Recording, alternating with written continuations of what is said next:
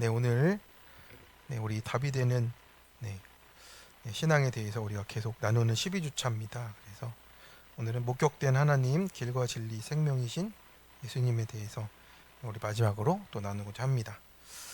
우리는 지난 여러 주 동안 계속해서 질문을 했습니다. 정말 하나님이 계시냐? 왜 인간은 끝없이 의미를 찾느냐? 또 선과 정의를 갈망하느냐? 왜 인간은 설명할 수 없는 허무와 불안을 안고 살아가느냐? 그걸 계속해서 좀 탐구해 봤습니다. 그래서 세속주의의 가치관들과 기독교의 세계관을 좀 이렇게 비교하면서 계속 왔습니다. 그래서 세상은 이제 인간의 이성과 과학만으로 삶을 설명할 수 있다 했는데, 막상 가장 중요한 질문들 앞에서는 그 본질적인 대답을 주지 못한다는 것을 우리가 살펴봤습니다.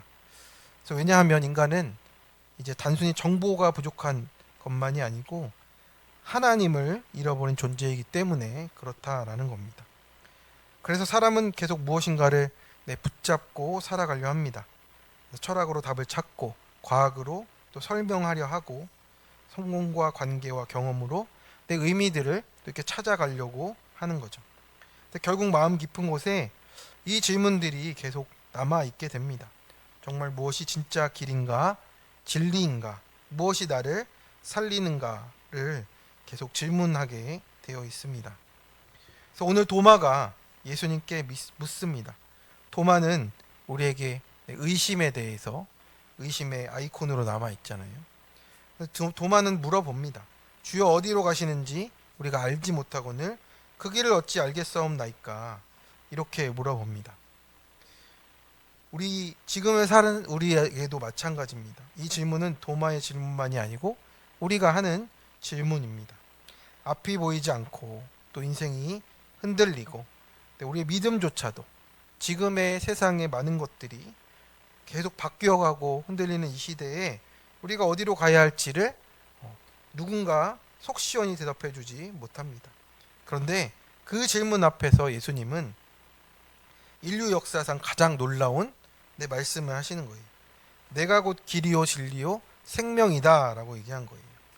그러니까 내가 바로 그 길이다, 그 진리다, 그 생명이다, 이렇게 얘기를 한 겁니다. 그래서 오늘 말씀을 통해서 우리가 그동안 물어왔던 질문에 대한 이 궁극적인 답이 왜 예수님께 있는지를 또 함께 살펴보고 또 띵크해 보려고 합니다. 첫 번째로 길과 진리 되신 예수님 안에서 우리 하나님을 목격하게 하십니다. 우리 1절의 말씀을 한번 같이 읽어보겠습니다. 시작. 너희는 마음에 근심하지 말라. 하나님을 믿으니 또 나를 믿으라. 예수님은 십자가를 앞두고 두려워하는 제자들에게 말씀하셨어요. 제자들은 혼란스럽습니다. 예수님은 이제 나는 죽음의 길을 간다고 하고, 베드로는 너는 부인할 것이다고 예고를 받았고, 십자가의 그림자가 점점 가까워지고 있습니다. 그래서 제자들은 지금까지 예수님이 메시아의 왕국을 세우실 거라 이렇게 믿었습니다. 그런데 갑자기 떠나신다 하고 죽을 것이다 하니 모든 기대가 다 무너지는 것이죠. 그런데 예수님은 이 상황 속에서 자신감을 가져라, 상황을 믿으라 이렇게 얘기하지 않으십니다. 다른 게 아니고 나를 믿으라라고 이렇게 말씀하셨습니다.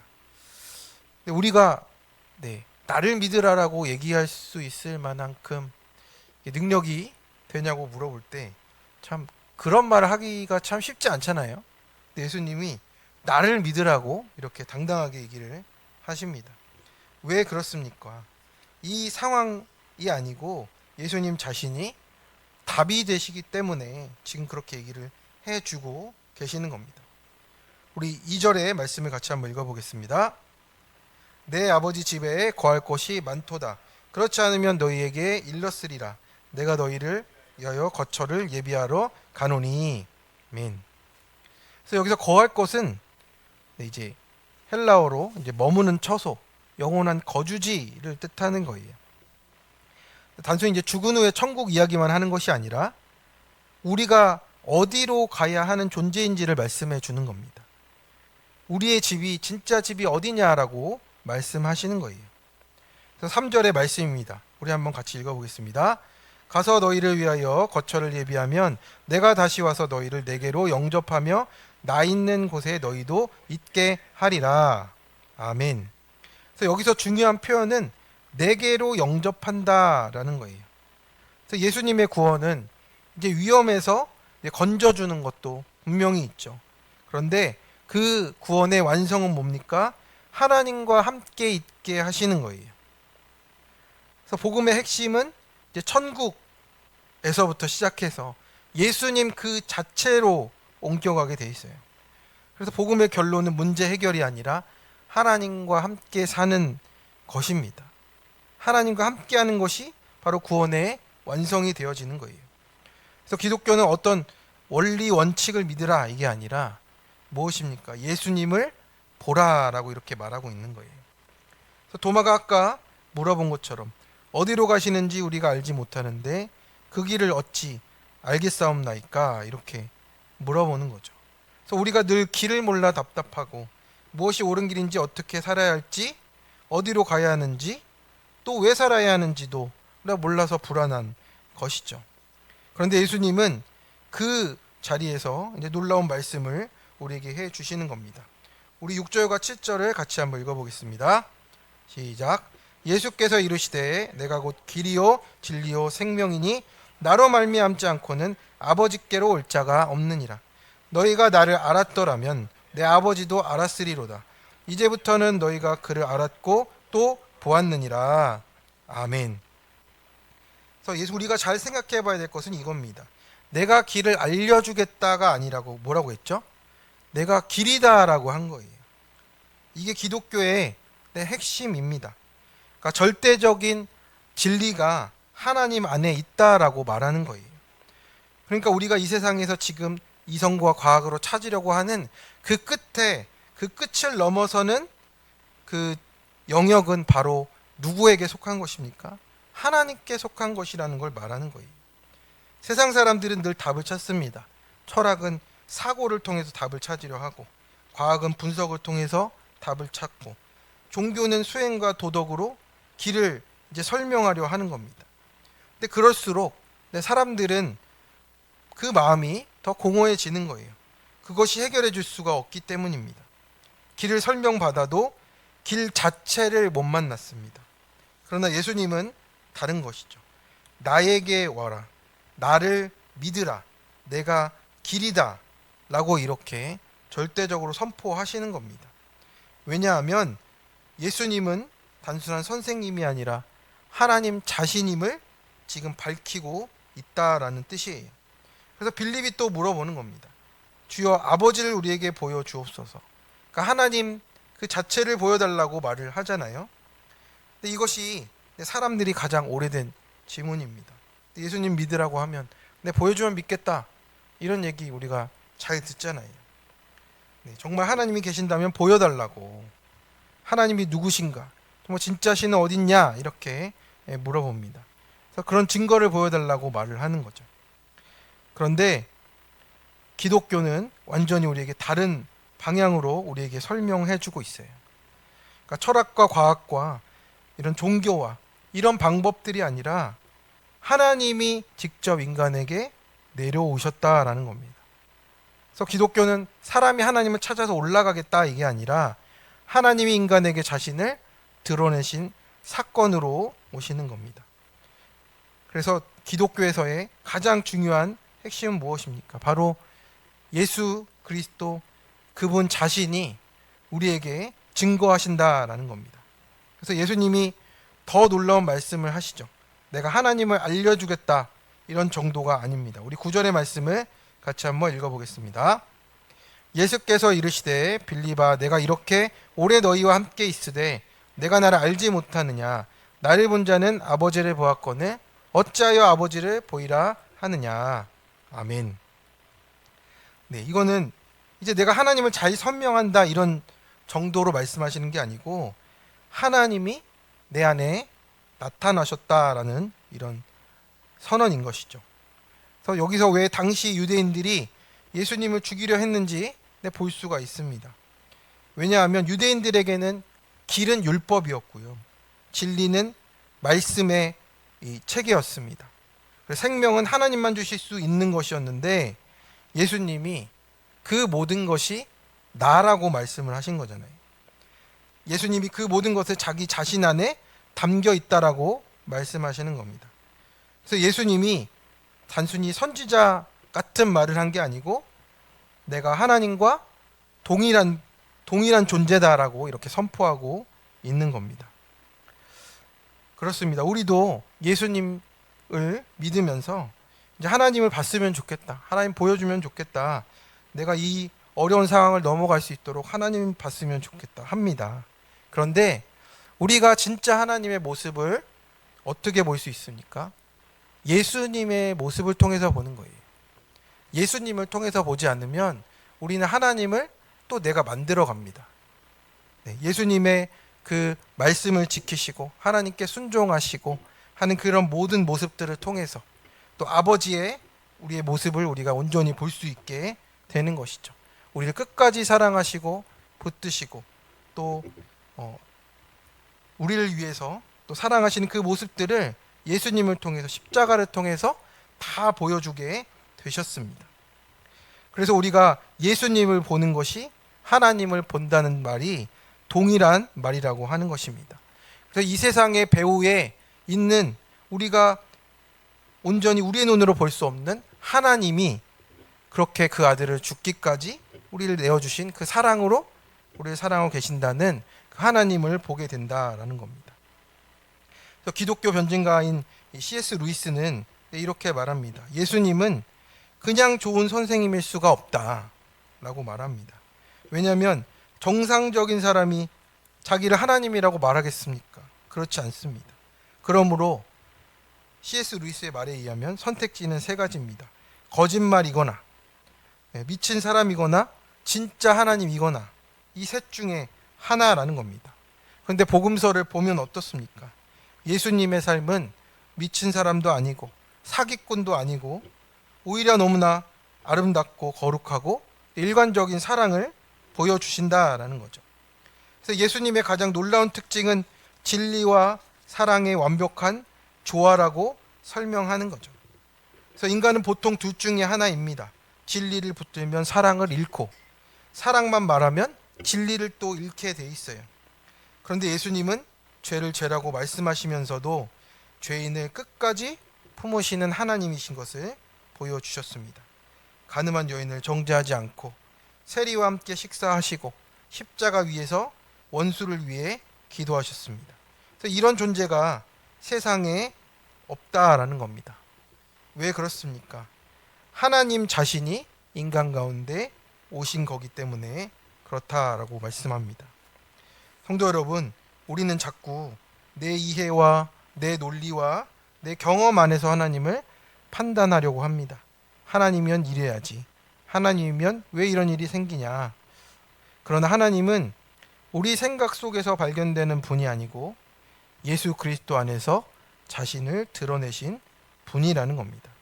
그래서 기독교는 철학이 아니라 인격적인 만남이고 사건 속에서 만나게 되는 하나님이라고 말씀하시는 겁니다. 그래서 오늘 예수님은 말씀하십니다. 나를 보라 라고 하셨어요. 바로 십자가를 통해서 이루신 하나님의 사랑을 통해서 지금 하나님을 보라고 하는 겁니다. 하나님은 거기에 계신 겁니다. 예수님의 삶을 보라고 하시는 거예요. 거기서 하나님이 누구신지가 드러나고 있습니다. 성도 여러분, 그래서 예수님을 보면 하나님이 보이고 예수님의 사랑을 보면 하나님의 마음이 보이고 예수님의 십자가를 보면 하나님의 공의가 보이고 예수님의 눈물을 보면 하나님의 긍휼이 보이는 줄 믿습니다. 그래서 결국 신앙은 설명이 아니고 만남이고요. 관계라는 것입니다. 그래서 논리의 끝이 아니라 예수님으로부터 우리의 믿음이 시작되는 거예요. 그래서 오늘도 길과 진리 되신 예수님 안에서 궁극적인 담이신 하나님을 만나게 되기를 축원합니다.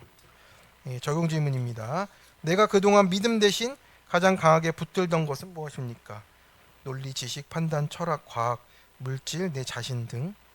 나는 하나님에 대해 지식과 정보로 이해합니까? 인격적으로 만나집니까? 예수님이 길을 알려주시는 분입니까? 길 그 자체로 믿고 걸어가십니까? 예수님을 통해 하나님을 목격하게 된 일은 어떤 사건이었습니까? 두 번째입니다. 예수님은 부활과 성령으로 지금도 살아 역사하시며 생명의 답이 되십니다. 예수님은 이제 떠나신다고 하면서도 제자들에게 놀라운 약속을 하셨어요. 13장부터 이어지는 요한복음의 분위기를 보면 이제 제자들은 지금 굉장히 불안한 상태예요. 예수님은 떠난다고 하고, 베드로는 부인을 예고받고, 제자들은 이제 모든 것이 끝나는 것을 이제 경험하고 있는 것이죠. 그런데 예수님은 끝을 말씀하지 않으셨습니다. 오히려 시작을 말씀하고 계세요. 우리 12절의 말씀을 같이 읽어보겠습니다. 내가 진실로 진실로 너희에게 이르노니 나를 믿는 자는 내가 하는 일을 그도 할 것이요 또한 그보다 큰 일도 하리니 이는 내가 아버지께로 감이라. 아멘. 이 말씀을 들으면 이제 얼핏 들으면 이해하기가 조금 어렵습니다. 어떻게 제자들이 예수님보다 더 큰 일을 할 수 있겠다라고 하겠습니까? 그래서 여기서 큰 일은 어떤 기적의 큰 규모 등을 얘기하는 게 아니고요. 이제 부활 이후로 성령을 통해서 복음이 온 세계로 확장되어지는 것을 뜻하는 겁니다. 그래서 예수님은 이제 육신의 한계를 가지고 이제 이스라엘 땅에서 사역을 하셨잖아요. 그러니까 베들레헴에 있으면 저 멀리 예루살렘에는 있을 수 없는 거예요. 또 이곳에 계시면 저곳에는 있을 수가 없습니다. 육신의 한계로 있을 수밖에 없잖아요. 그런데 성령이 오신 이후에는 어떻습니까? 복음이 예루살렘을 넘어서 유대와 사마리아와 땅끝까지 퍼져나가도록 하셨다라는 거예요. 그래서 구원의 이 구속사의 흐름이 십자가 이후로 이제 성령의 시대로 나아가는 것이죠. 그래서 예수님의 떠나심은 그래서 우리 눈으로 보면 참 안타깝고 힘든 일이지만 실패가 아니고 복음이 확장되는 시작을 뜻하고 있는 겁니다. 그래서 13, 14절에 보면 이제 너희가 내 이름으로 무엇을 구하든지 다 행한다라고 하실 정도로 이제 우리의 기도는 예수님의 생명 안으로 들어가는 그 통로가 되어서 능력으로 나타나게 되어 있습니다. 그리고 예수님은 제자들의 가장 큰 두려움을 아시고 이제 예수님이 떠나면 우리가 어떻게 될까 이렇게 두려워 떨고 있는 제자들에게 말씀을 하십니다. 우리 16절의 말씀을 같이 읽어보겠습니다. 내가 아버지께 구하겠으니 그가 또 다른 보혜사를 너희에게 주사 영원토록 너희와 함께 있게 하리니. 아멘. 그래서 우리를 혼자 두신다는 게 아니라 어떻게 됐습니까? 보혜사, 그러니까 헬라어로 파라클레이토스인데 곁에서 돕는 자, 위로자, 변호사를 뜻하는 겁니다. 여기서 또 다른이란 뜻은 다른은 이제 우리 말로 이제 다른이라고 느껴지는데 본질상 같은 다른 존재다. 그러니 성령을 뜻하는데 동일한 하나님이시라고 말씀을 하고 있는 거예요. 그 동일한 하나님의 그 성령 하나님의 보혜사가 우리 가운데 임하여서 계속 함께 하시겠다라는 뜻을 우리에게 보여주신다라는 겁니다. 그래서 예수님이 떠난 것 같지만 떠난 겁니까? 안 떠나는 겁니까? 떠난 게 아니다. 오히려 우리와 언제나 함께 하실 수 있는 성령 하나님께서 함께 계신다라는 뜻이 되는 겁니다. 그런데 17절에 보면 그 성령을 받지 못하는 사람들이 있다라는 거예요. 한번 같이 읽어보겠습니다. 그는 진리의 영이라 세상은 능히 그를 받지 못하나니 이는 그를 보지도 못하고 알지도 못함이라. 그러나 너희는 그를 아나니 그는 너희와 함께 거하심이요 또 너희 속에 계시게 했음이라. 아멘. 우리가 진리의 영을 받으려면 세상에 속해 있을 때는 그것을 깨닫지 못한다라는 뜻입니다. 세상의 생각과 그 가치관과 그 길을 따라가면 이 진리의 영을 만날 수가 없다라는 거예요. 그러니까 예수님이 말한 것처럼 예수님이 말한 대로 따라와야 우리가 진리의 영을 경험할 수 있다라는 겁니다. 우리도 누군가에게 어떤 교수님에게 어떤 공부를 배운다고 치면 교수님이 말한 대로 해야 배우는 거잖아요. 우리 영적인 지식도 마찬가지입니다. 예수님이 하라고 한 대로 가야 진리의 영을 만나고 그 길에서 주시는 은혜들을 만나게 된다라는 뜻입니다. 그래서 예수님이 성령을 진리의 영으로 부르십니다. 왜 그러냐면 성령은 예수님이 누구신지를 깨닫게 하시는 분이라고 그렇게 말씀하시는 겁니다. 세상은 성령을 받지 못하는 이유가 단순히 눈으로 보는 것이 아니라 영적으로 깨닫고 받아들여야 하기 때문에 그렇다라고 말씀하고 있습니다.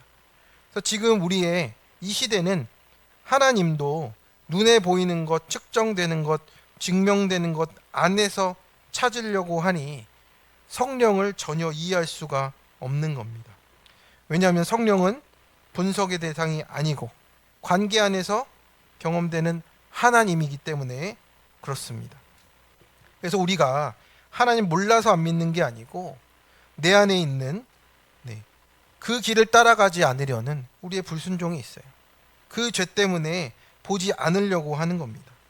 그래서 신앙은 정보의 문제가 아니고 성령께서 눈을 열어주실 때 그 은혜로 우리가 믿게 되어 있습니다. 그래서 우리가 그러므로 예수님은 이렇게 말씀하십니다. 너희는 그를 아나니 그는 너희와 함께 거하시며 또 너희 속에 계시겠음이라. 그래서 성령은 멀리 계신 분이 아니라 우리 안에 계신다라고 오늘 우리에게 말씀하고 있습니다. 그래서 성령이 임하시면 예수님을 믿게 되고 또 말씀이 들려지고 십자가가 믿어지게 돼 있어요. 그래서 비로소 길과 진리와 생명이신 예수님을 따라 살게 되는 겁니다. 그래서 세상은 증거를 원합니다. 사람들은 물어봐요. 정말 예수가 하나님이냐? 정말 부활했느냐? 그런데 기독교는 막연한 신화가 아니고 역사적인 사건 위에 서 있다는 것을 우리가 알고 있잖아요. 그리고 그 역사의 중심에 바로 부활이라는 하나님의 증거로 우리에게 증언하고 계십니다. 그래서 예수님께서 십자가를 질 때 제자들은 어땠습니까? 도망갔고 숨었고 저주까지 하며 보인을 했습니다. 그런데 갑자기 그들이 변했어요. 담대해지고 죽음을 두려워하지 않습니다. 순교했습니다. 왜 그렇습니까? 부활하신 예수님을 만났기 때문에 그래요. 부활하신 예수를 우리가 지어냈다면 이 제자들도 그렇게까지 순교하거나 그 길을 끝까지 가지 않았을 겁니다. 그래서 예수님의 부활이 어떤 것입니까? 하나의 교리가 아니라 제자들의 삶을 완전히 뒤집어 버린 역사적인 사건입니다.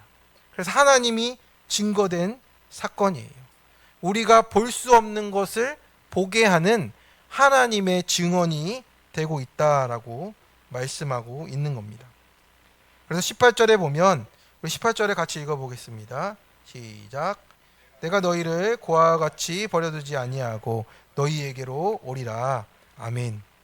예수님이 떠난 것 같지만 내가 너희를 고아와 같이 버려두지 않고 온다라고 말씀을 하는 겁니다.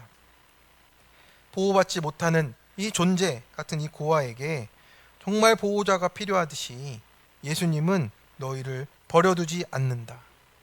성령을 통해서 예수님을 알게 하시고 예수님의 임재의 방식으로 성령께서 우리 가운데 임하신다라고 하신 겁니다.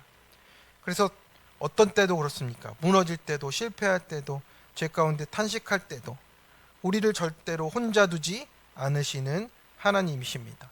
성령께서 우리 안에 계신다라고 하시는 거예요. 19절의 말씀입니다. 같이 한번 읽어보겠습니다. 조금 있으면 세상은 다시 나를 보지 못할 것이로되 너희는 나를 보리니 이는 내가 살아있고 너희도 살아있겠음이라. 아멘. 그래서 그 예수님의 부활이 이제 과거의 2000년 전의 사건으로 끝나는 것이 아니라 지금도 우리를 살리는 생명으로 나타나는 겁니다. 그래서 기독교는 단순한 사상과 철학이 아니고 살아계신 예수님과의 관계 속에서 오늘도 살아간다라는 뜻입니다. 그래서 우리 20절을 보면 20절의 말씀을 같이 읽어보겠습니다. 시작. 그날에는 내가 아버지 안에 너희가 내 안에 내가 너희 안에 있는 것을 너희가 알리라. 아멘. 그래서 예수님을 통해서 우리가 하나님과 온전히 연합한 존재가 된다라는 거예요. 하나님의 생명에 우리가 연합된 존재로 지금 우리를 바꿔주셨다라고 말씀하고 있는 겁니다. 그래서 예수님이 우리 안에 거하시고 우리를 주님 안에 품으신다라는 뜻이에요. 그래서 21절의 말씀입니다. 우리 같이 한번 읽어보겠습니다. 나의 계명을 지키는 자라야 나를 사랑하는 자니 나를 사랑하는 자는 내 아버지께 사랑을 받을 것이요 나도 그를 사랑하여 그에게 나를 나타내리라. 아멘. 그래서 우리가 말씀을 지키는 삶이 어떻게 가능한지를 우리에게 얘기해 주잖아요. 나의 계명을 지키는 자라야 나를 사랑하는 자니 라고 하고, 나를 사랑하는 자는 내 아버지께 사랑을 받을 것이고 나도 그를 사랑해서 그에게 나를 나타낼 것이다. 그러니까 사랑의 관계 속에서 우리가 하나님의 말씀대로 살아가고, 또 우리가 말씀대로 못 살아갈 때 그 아버지와의 관계 속에서 사랑으로 또 회복되고 다시 일어나는 이 생명의 관계 속에 들어가게 된다라는 겁니다. 그래서 우리가 예수님을 사랑하면 그 말씀을 붙들게 되는 거예요. 사랑의 결과입니다. 근데 세상은 자유를 내 맘대로 하는 것이라고 말하지만 결국 그것은 우리가 욕망의 종이 되는 그 종으로 만들어 버립니다. 하지만 주님의 사랑 안에 있는 사람은 참된 자유를 누리게 되어 있어요. 우리 예수님도 하나님 아버지의 그 사랑 가운데 있으니 어떻게 됐습니까? 권력에도 흔들리지 않고 죽음조차도 두려워하지 않고 또 영혼을 살리는데 모든 것을 내어주시는 그 자유함 가운데로 나아가셨다라고 말씀하고 있습니다. 세상은 계속 말합니다. 더 공부하면 답이 있고 더 성공하면 만족이 있고 더 자유롭게 살면 행복하다 하지만 결국에는 거기서 길을 잃는 것이 우리입니다. 왜 그렇습니까? 생명의 근원이 거기에 없기 때문에 그렇다라고 말씀하는 겁니다. 우리에겐 이런 우리가 지식이 부족해서가 아니고 우리가 하나님을 보는 눈이 없기 때문에 우리가 생명을 누리지 못하고 살아가고 있다라는 거예요. 우리 작년 큐티의 간증을 좀 찾아봤습니다. 모태신앙으로 이렇게 자란 작년 집사님인데 가정폭력과 바람피는 아버지 때문에 이혼 위기에 가정에 있었답니다. 학창 시절부터 부모님 싸움에 끼어들어서 가족을 비난했고 아버지와 어머니는 이혼해야 된다고 부르짖었답니다. 가족에게 그렇게 말을 하다가 존재를 거부당하는 저주를 듣게 되기도 했고, 아버지의 학대와 가족이 외면하니까 이제 의지할 곳이 없어서 하나님을 만나게 됐답니다. 계속되는 가정 불안은 그치지를 않았고 그 중에 결국엔 또 믿을 건 나밖에 없다 생각하며 내 열심으로 살았습니다. 집에서 내쳐질 것 같다는 불안감이 있었고 스스로 잘해야 된다는 강박이 생겨서 직장에서는 사람을 의식하며 인정에 중독되어서 살아갔습니다. 가정의 질서를 무시하고 살아가니 회사에서도 질서를 무시했고 상사에게 순종 못하는 직원이었습니다. 그러다가 회사에서 조직장이 되었습니다. 그러다가 된 지 얼마 안 돼서 권고사직을 당하게 됐습니다. 동료를 무시했고 내 열심에 취해서 팀원들에게 면박을 주고 계속 언쟁을 했습니다. 결국에는 그 일 때문에 주님께서 책망의 사건을 허락하셔서 비로소 내가 길이다 외치는 완고함이 깨지게 되었습니다.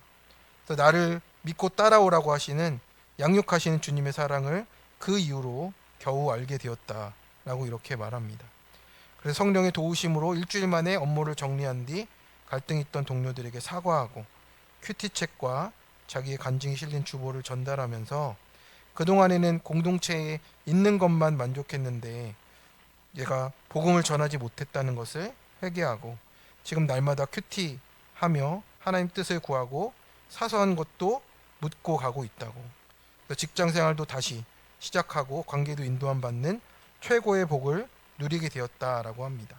매일 십자가를 길로 놓고 길과 진리 생명 되신 주님을 따르겠다라고 이렇게 간증을 했습니다.